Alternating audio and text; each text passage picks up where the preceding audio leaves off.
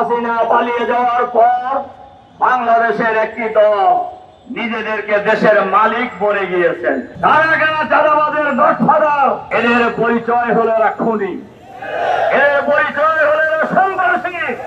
আওয়ামী ফ্যাসিবাদের বিরুদ্ধে বাংলাদেশের সকল শ্রেণী পেশার মানুষ ঐক্যবদ্ধ হয়ে হাজার হাজার মানুষ জীবন দেওয়ার মধ্য দিয়ে, লক্ষ লক্ষ মানুষ রক্ত দেওয়ার মধ্য দিয়ে, লক্ষ কোটি মানুষ জেল খাটার মধ্য দিয়ে, আমরা ঐক্যবদ্ধ প্রতিরোধের মধ্য দিয়ে শেখ হাসিনার ফ্যাসিবাদী শাসনের আমরা অবসান ঘটিয়েছিলাম।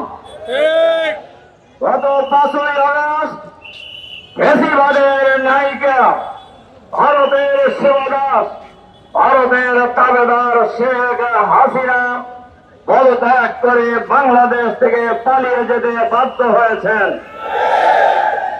শেখ হাসিনা পালানোর পরে বাংলাদেশের মানুষ সমৃদ্ধির পথে এগিয়ে যেতে দরকার ইস্পাত দৃঢ় ভিত্তি। তাই স্থাপনার স্থায়িত্ব নিশ্চিত করুন সর্বোচ্চ মানের ZSRM broadband. ZSRM, bond to bond. নিশ্চিন্ত হয়েছিল, আর সন্ত্রাসীদের হাতে আর কাউকে জীবন দিতে হবে না। বাংলাদেশের মানুষ আশ্বস্ত হয়েছিলেন, কোন চাঁদাবাজের কাছে বাংলাদেশের মানুষকে আর চাঁদা দিতে হবে না। বাংলাদেশের মানুষ আশ্বস্ত হয়েছিল, আর মা বোনদের ইজ্জত নিয়ে সিনেমিনি খেলা হবে না। কিন্তু আমরা লক্ষ্য করেছি 5ই আগস্ট হাসিনা পালিয়ে যাওয়ার পর বাংলাদেশের একটি দল নিজেদেরকে দেশের মালিক বলে গিয়েছেন। তারা মনে করছেন আওয়ামী লীগ নাই, আমরাই তো এখন। এবং এটা মনে করেই তারা নিজের মনে করেই এই সকল কর্মকাণ্ড তারা চালিয়ে যাচ্ছেন। দেখেন, আমরা দীর্ঘদিন একসাথে আন্দোলন করেছি। আমরা তো এইভাবে আগে কোন সময় নামিনি, বিশেষ করে 5ই আগস্টের পরে। আমরা কেন নামলাম আজকে? এই দেশের মানুষ, আপনারা ডক্টর মাসুদ বলতেছিলেন, গত রাত ছিল হাসিনার বিরুদ্ধে ঢাকা বিশ্ববিদ্যালয়, ইডেন কলেজ সহ সারা বাংলাদেশে যে প্রতিরোধের আগুন জ্বলে উঠেছিল, সেম প্রতিরোধের আগুন জ্বলে উঠছে গত রাত্রে থেকে আর কি। এবং আপনারা লক্ষ্য করেছেন সারা বাংলাদেশে এই চাঁদাবাজের বিরুদ্ধে, হত্যাকাণ্ডের বিরুদ্ধে, দুর্নীতির বিরুদ্ধে বিক্ষোভ মিছিল হচ্ছে। কিন্তু এই মিছিল তো হওয়ার কথা ছিল না। হাসিনা তো পালিয়ে গেছে, তাহলে এই চাঁদাবাজি কারা করতেছে? আপনারা নির্বাচন চান দৈনিকই, চাঁদাবাজের বিরুদ্ধে কথা বলেন না কেন? আপনারা নির্বাচন চান, আপনারা এই হত্যাকাণ্ডের বিরুদ্ধে কেন কথা বলেন না? কেন আপনাদের খুনিদের পক্ষ নিয়ে কথা বলতে হয়? আপনারা কি এখনো দলীয় সন্ত্রাসীদের চিন্তা চেতনার বাইরে উঠতে পারেন নাই?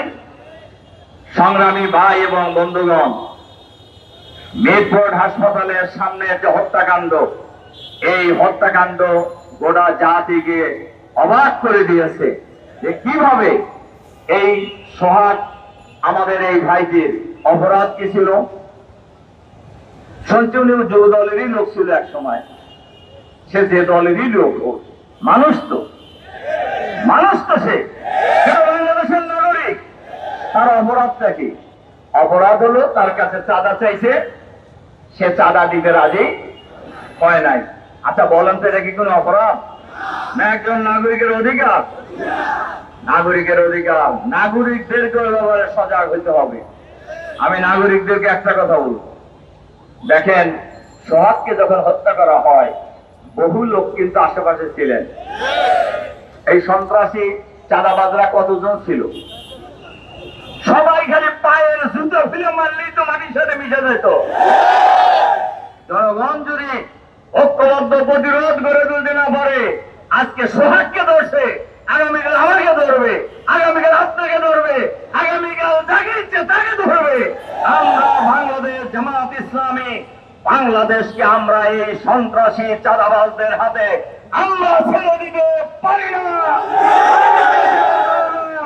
আর সন্ত্রাসী চাঁদাবাদীদের কাছে জিম্মি হবে না ইনশাআল্লাহ। এই চাঁদাবাজ এই ঢাকা মহানগরীতে কারা কারা চাঁদাবাজের গডফাদার বাংলাদেশের মানুষ জানে, ঢাকার লোকেরা সবাই জানে। তাদের এই চাঁদাবাজদের কোনো রাজনৈতিক পরিচয় নেই, খুনিদের কোনো দলীয় পরিচয় নেই। এদের পরিচয় হলো এরা খুনি, এদের পরিচয় হলো এরা সন্ত্রাসী, এদের পরিচয় হলো চাঁদাবাজ। সুতরাং খুনি চাঁদাবাজদের বিরুদ্ধে দল মত জাতি বর্ণ ধর্ম নির্বিশেষে ঐক্যবদ্ধ প্রতিরোধ করে তুলতে হবে। এর সাথে সাথে আমরা সরকারের কাছে আহ্বান জানাতে চাই, অন্তর্বর্তীকালীন সরকারের প্রধান নোবেল বিজয়ী ডক্টর মোহাম্মদ ইউনূস সাহেব এবং তার সরকারে যারা আছেন, আমরা তাদের কাছে আহ্বান জানাতে চাই, আপনারা কিন্তু ক্ষমতায় বসেন নাই।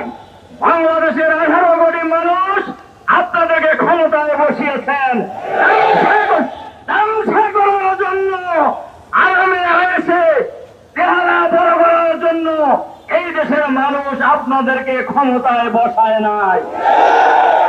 আপনারা চাঁদাবাজদের গ্রেফতার করতে পারেন না কেন? ভয় পান, ভয় পান। আপনাদের থানা থেকে আসামি, সাজাপ্রাপ্ত আসামিকে ছিনিয়ে নিয়ে যাওয়া হয়, আপনারা ঠেকাইতে পারেন না কেন? আপনাদের কাজটা কি? এই সমস্ত হত্যাকাণ্ড আর থানা থেকে সাজাপ্রাপ্ত আসামি ছিনিয়ে নেওয়ার এই ব্যর্থতার দায়ে স্বরাষ্ট্র উপদেষ্টার বহু আগেই পদত্যাগ করা উচিত ছিল। আপনারা ক্ষমতায় স্বাদ গ্রহণ করতেছেন, করেন, আমরা তো না করিনি, কিন্তু দায়িত্ব পালন করেন। দায়িত্ব পালন করবেন না, এই যে বাংলাদেশের মানুষ কোনোভাবেই মেনে নেবে না। এজন্য আমরা সরকারের কাছে আহ্বান জানাতে চাই, চাঁদাবাজ, সন্ত্রাসী, খুনি, তারা কত বড় না ছোট, লম্বা না মোটা, এইটা দেখার সময় আপনাদের থাকা উচিত নয়। এইটা দেখার সময় বাংলাদেশের মানুষের নেই। আপনারা নিশ্চয়ই ইতিহাস থেকে শিক্ষা নিচ্ছেন। গত রাত্রে বাংলাদেশের ঢাকা বিশ্ববিদ্যালয় থেকে শুরু করে বাংলাদেশের গ্রামে গঞ্জে শহরে নগরে বন্দরে এই ঘটনার বিরুদ্ধে বাংলাদেশের মানুষ ফুটে উঠেছে।